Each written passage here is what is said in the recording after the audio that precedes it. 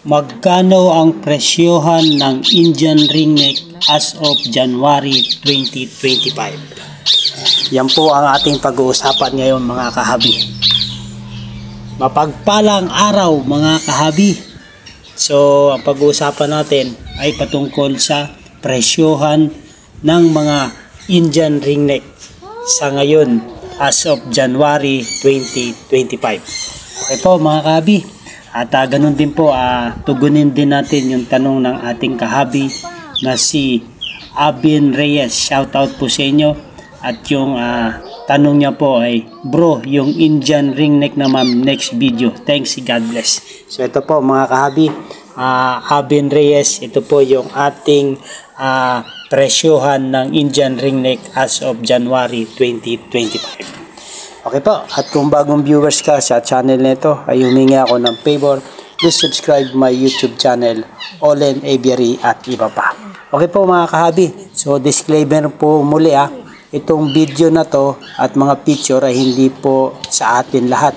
Ito po ay ibabahagi ko lamang para meron po tayong references at idea kung magkano nga po ang presyohan ng mga Indian ringneck sa ngayong 2025. Ito po ay ayon sa aking napagtanungan ng mga breeder at mga kahabi natin na mga seller sa mga uri ng mutation ng ganitong species. Ito po ang Psittacula cremerii or tinatawag na Indian ringneck parakeet. Okay po, so simulan po natin. Let's go, let's go! Ang una natin ay ang green. Ito yung normal green kung tawagin. So single color lang po ito. Ito po ay nagre-range ng 6,000 hanggang 8,000 pesos po. Depende po sa age at sa quality ng green na Indian ringneck. Okay po. So ito ang ating unang mutation sa Indian ringneck. Ito yung green, normal green. Okay po mga kahabi. So ang isunod naman natin kahabi ay itong Lutino. Ayan, Lutino. So ang Lutino po ay nagre-range po siya ng 8,000 hanggang 10,000 po. Depende po sa edad ng Lutino natin at depende rin po sa breeder or seller ng nag-aalaga ng mga Lutino. So yun po ang basihan natin. Depende po yan sa breeder at seller. So ito lang po ay information na nagre-range po ang Lutino ng 6 to 10,000 pesos. Okay po. So ang sunod nating kahabi ay itong tortoise blue. Ito po, napakaganda rin po ng mutation na to. Itong tortoise blue. So ito po ay nagre-range ng 10,000 hanggang 15,000 pesos po bawat isa po. So depende na rin po ito sa edad ng tortoise blue at sa breeder or seller na mag-out ng ganitong uri ng mutation. Ito ang tortoise blue na nagre-range ng 10,000 hanggang 15,000 bawat isa po. Okay po mga kahabi, ito ang tortoise blue. So mga kahabi, maraming klase po ng tortoise Meron tayong tortoise green, tortoise violet. So ito lang po ay aking isi-share na hindi naman lahat ng mutation ay ating mapag-uusapan.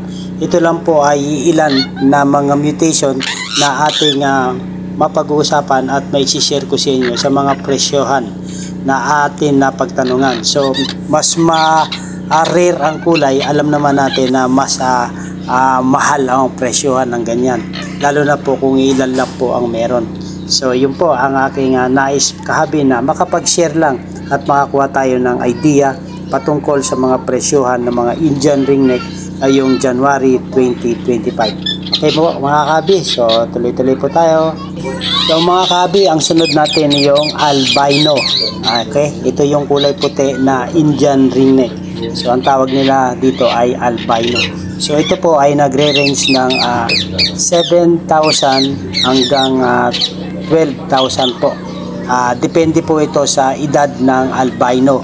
Okay po mga kahabi, so ito po ay nagre-range ng 7,000 hanggang 12,000 pesos po bawat isa. Depende na rin po ito sa quality at sa breeder na mag-out ng ganitong uri ng mutation, ang albino.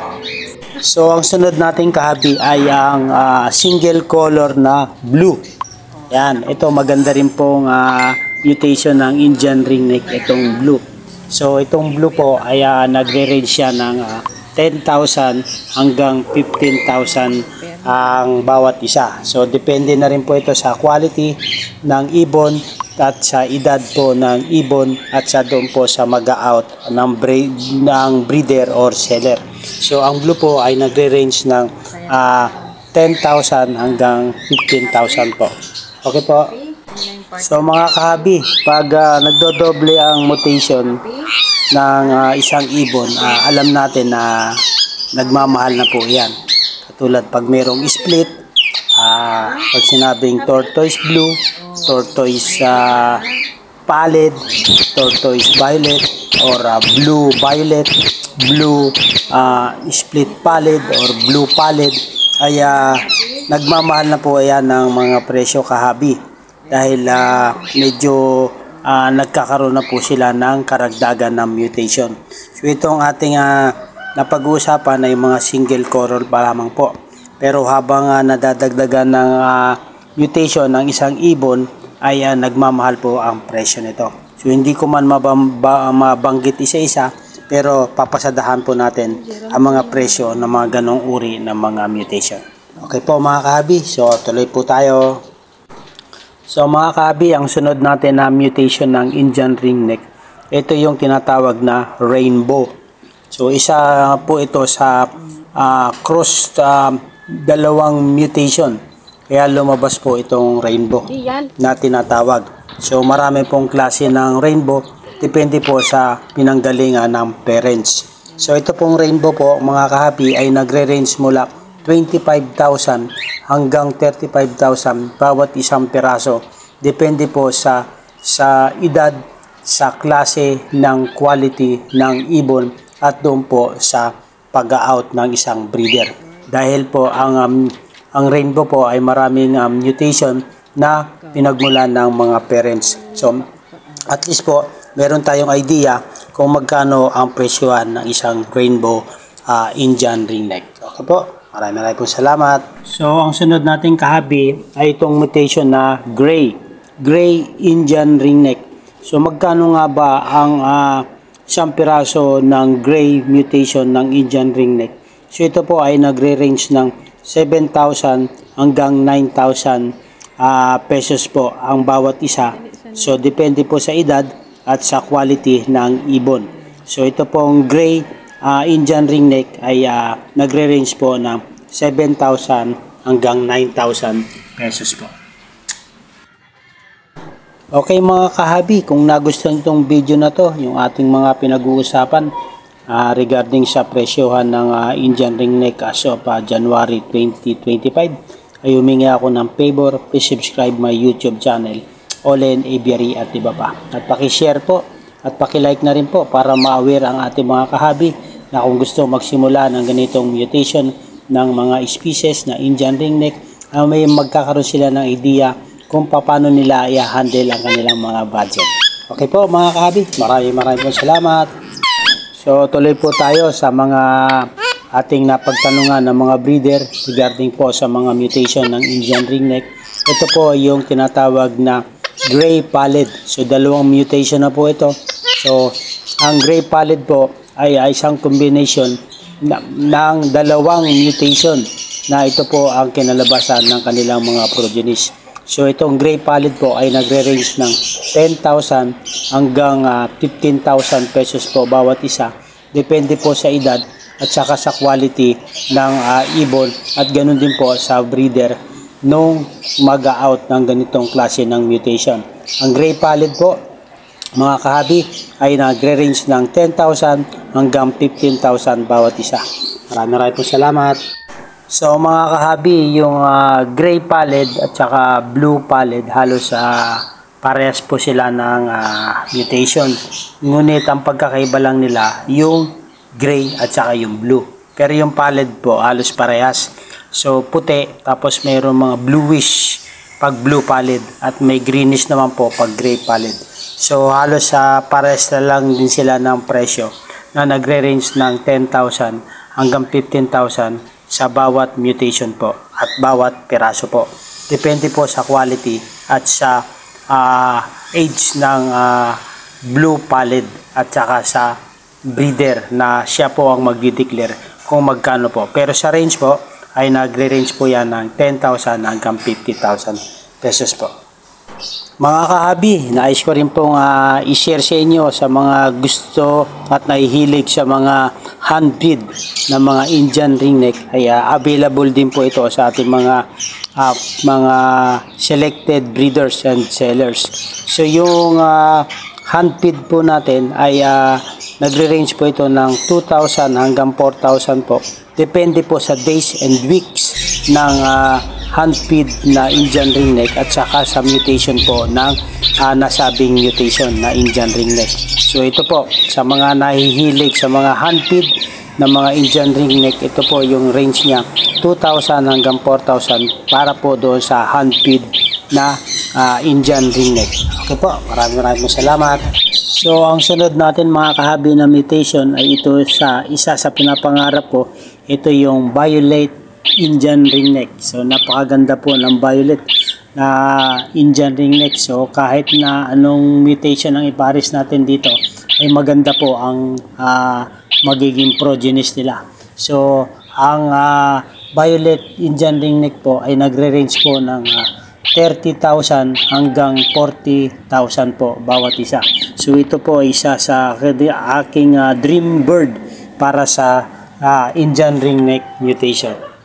So mga kabi, so lahat ng ating nabanggit na mga mutation ng Indian ringneck ay ito lang po ay base sa ating napagtanungan at sa mga breeder na nakapag-share ng kanilang mga presyo ng kanilang pang-out. So kung nais nyo malaman kung sino po sila, ay private message na lang po ako sa aking Facebook account na Olen Aviary para doon ko po forward sa inyo yung mga breeder na ating nakilala at ating napagtanungan. So mga kabid, dito sa ating last but not the least, hindi ko man mabanggit ang lahat ng ating mga mutation regarding po sa Indian ringneck dahil sa sobrang dami po ng mutation. Ito po ay ang tinatawag na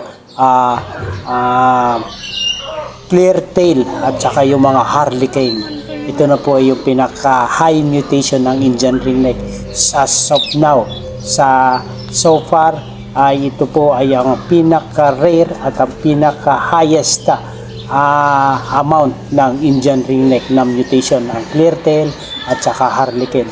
So ito po ay nagre-range ng 50,000 onwards o upwards pa. So depende na po ito sa klase ng mutation ng clear tail at saka harlequin. So ito po ay napakaganda ng mutation na to. So mga kabi, ito lang po muna ang ating pag-share ng ating presyuhan ng Indian ringneck as of January 2025. Itong clear tail at saka harlequin. Okay mga kabi, hope meron tayong nakakuhang idea regarding po sa presyuhan ng mga Indian ringneck as of January 2025. At kung nagustuhan itong video na to ay humingi ako ng favor, please subscribe my YouTube channel, Olen Aviary at iba pa. E po, maganda ang buhay pag may alagang ibon sa ating bahay. Mabuhay and God bless. Thank you for watching. Yes po mga kahabi, nais ko rin pong i-shout out ang mga kahabi natin na mga breeder at mga kahabi natin na nag-share at nagbahagi sa atin regarding po sa presyohan ng mga kanilang inaalagaan na Indian ringneck. So hindi ko na po kayo may isa-isa mga kahabi. Shoutout po sa inyo sa inyong suporta, sa inyong pagbibigay ng kaalaman regarding po sa buhay mag-ibon at sa mga presyohan ng mga Indian ringneck patungkol sa ganitong uri ng mga mutation. Okay po, maraming po salamat at shoutout po sa inyo mga kahabi at mga ka-breeder. Mabuhay!